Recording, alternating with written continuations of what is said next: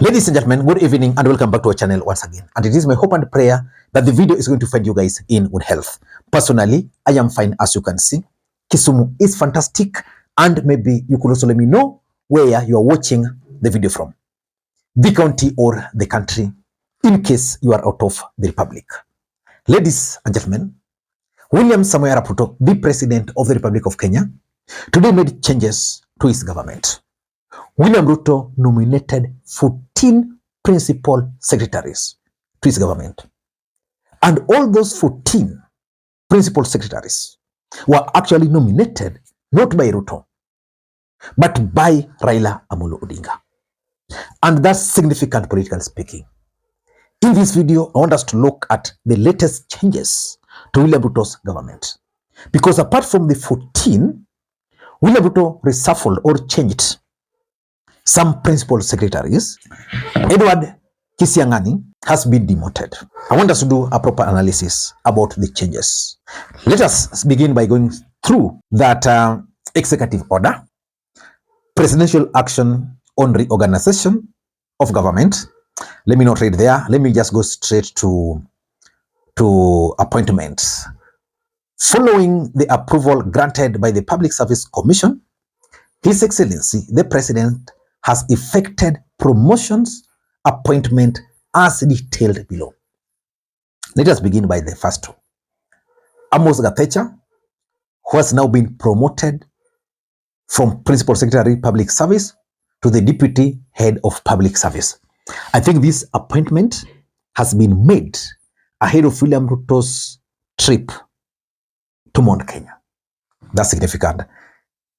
Professor Edward Kisiang'ani, remember that one, the first one was promoted. Kisiang'ani has been appointed senior advisor and member of the President's Council of Economic Advisors.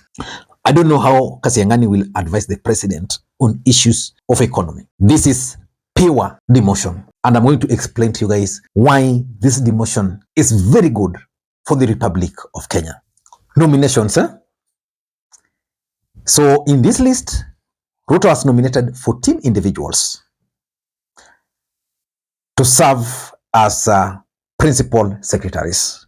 So there is Dr. Jane Kare Imbunya, State Department for Public Service and Human Capital Development. This nomination, I don't know where the lady comes from, but I've done a bit of my research. She's a lecturer at Kaimosi Friends University. I want to assume nominated to cover for Kakamega or the Luhya Nation. Number 2 on the list is Miss Regina Akoth Ombam, State Department for Trade. I know she comes from, I think, Kisumu County. The former Principal Secretary for Trade was the son to former Cabinet Minister Ojwang Kombudo, who has now been sent out of the country to be some ambassador. Then there is Cyril Waguda Odede. He comes from Suna East,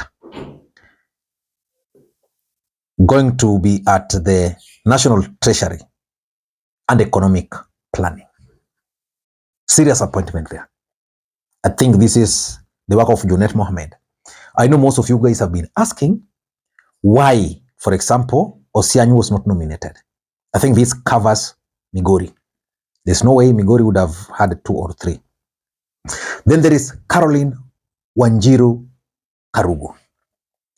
She's going to be at the East African Community Affairs. This lady, former Nyeri Deputy Governor, a close ally of Raila Odinga. She was one of the people who was campaigning for Raila Odinga to become the chair of the African Union Commission. Again, Gachagua told us that Raila Odinga was going to fire permanent secretaries from the mountain to include his people. Now we are seeing someone from Nyeri. Then there is Dr. Frederick Oluga Ouma, PS Health. Very good appointment. Former unionist. Importantly, a youth. So the issues of Gen Zs are being implemented here, coming from Siaya. So I've talked of Regina Obam, Kisumu, Odede, that is Migori, then Frederick Ologa, Siaya. Then there is Ahmed Abdul Salam Ibrahim, Office of the Prime Minister, Deputy Prime Cabinet Secretary, sorry. Former MP, former ODM MP, Wajir. I think Raila Odinga is distributing his appointment. Wamepata huko. Then Judy Pareno, we all know, Masai, former nominated senator, ODM, long-serving ODM chair, NEB, Human Rights and Constitutional Affairs. Again, now that's Masai. You see how Raila Odinga is distributing these things. Then there is Dr. Boniface Makoha, National Treasury and Planning. Remember, in the Luhya Nation, they were making noise that Raila Odinga had promised Oparanya to be appointed as permanent secretary, as a cabinet secretary for Treasury. Now they have a PS in Treasury. Then there is Professor Abdul Razak Shaukat, Ministry of Education, PS. I don't know the relationship, but of course, Raila Odinga, somebody there. Then there is Stephen Isaboke. This is Simba Arati guy. So you can see how things were negotiated there. Then there is Michael Lena Solan. Then there is Michael Lena Salon, Masai, I think. Then there is a very important appointment here of Mr. Fikirini Katoi Kahindi Jacobs, another youth from Kilifi, Coastal Region covered. Again, Gen Z covered. Then there is CPA Karen Agega Ochieng from Homa Bay County. That's from Homa Bay County.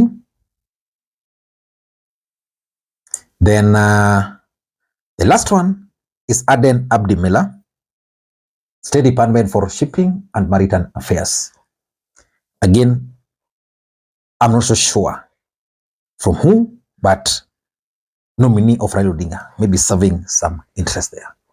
Ladies and gentlemen, from those nominations, I don't want to go through this reassignment where someone like Julius Bitok, formerly immigration, has now been moved to education. Belio Kipsang, long-serving PS for education, now moved to immigration. I don't want to get into all these others. I want to focus on Edward Kisiang'ani and these nominees by Raila Odinga. Before we do that, for those who are watching the channel for the first time, please take a second or two, click that subscribe button so that next time we produce a video like this, YouTube will automatically notify you. Ladies and gentlemen, why do you think Professor Edward Kisiang'ani has been demoted? Number one, he was fighting with the media. I don't know who asked him to do that, but nobody has ever fought the media and succeeded. Remember, this is a man whose profile was built by the media. Media in Kenya is run by dynasty. For example, there's no way you can fight Nation newspaper and succeed, and even the Standard and succeed. Number two, I think the government has realized that they cannot fight the media. So what do? They're now trying to appease the media. So they want to make Kisiang'ani as the enemy of the media.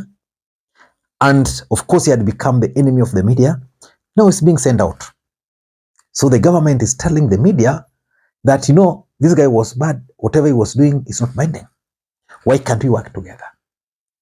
And importantly, I think Kisiang'ani also fails to understand that certain actions are consultative. He needed to have consulted. Because William Ruto is not smart. William Ruto knows the role of the media. The media can destroy him. Yeah, but Kisiang'ani just going ahead and, stopping the advertisement, it was bad on the government. So from today, Edward Kisiang'ani, who was the chief accounting officer in the ICT ministry, would just sit in his office, ask for papers to sign, expenditures, will be sitting in some office where he will not even know where money for tea for his office will be coming from. If I were him, I'd go back to the university to teach. But what do you think William Ruto has included more of Raila Odinga's allies to his government? Number one, the 2027 politics. And just like Gachagua keeps on reminding us, that William Ruto is now depending 100% on Raila Odinga on his re-election. And how can Raila Odinga influence his re-election? Raila Odinga supporters must feel that they are part and parcel of the government. I'm 100% sure that the nomination of, for example, someone like Fikirini Williams Jacobs from the Coastal region, who was a key player in Raila Odinga's campaign, is viewed as direct appointment from Raila Odinga. And therefore, in the Coastal region, they'll say that at least Raila Odinga is considering them. Raila Odinga can now go to the Coastal region and pinpoint his nominee. That will help William Ruto. You go to Wajir, he's nominated a former MP. So which means Northern Kenya will see Raila Odinga. Whenever they see the PS, they'll be seeing Raila Odinga. So it helps both Raila Odinga's politics and also William Ruto's politics. Number two, and I think this is very important. If you look at the people who've been nominated, they are professionals in their own right. That's number one. Number two, William Ruto and Raila Odinga are also trying to address the issue of the young people. The agencies. Now they have one of their own in the name of Fikirini Jacobs.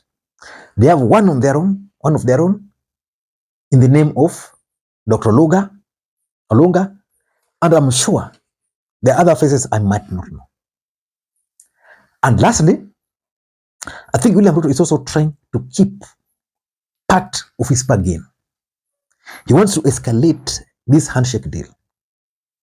And part of it was, Raila, join me, bring your people to the government. I want your government. I want your experts. Today, in the Republic of Kenya, there is a general consensus that ODM experts are outperforming William Ruto's nominees. And for me, that's important, politically speaking, both for William Ruto and Raila Odinga. Ladies and gentlemen, I don't know what you think. By the time of doing this video, I've just realized, because today I was a bit busy, I've just realized that William Ruto met with Mount Kenya leaders. We are going to do a proper analysis about that tomorrow. And of course, there was that statement by Raila Odinga during the iftar yesterday. And Bobo Wino was missing. He was in Eastlands. Again, significant political development there. Ladies and gentlemen, until next time, this is Lee Makwiny. Bye-bye.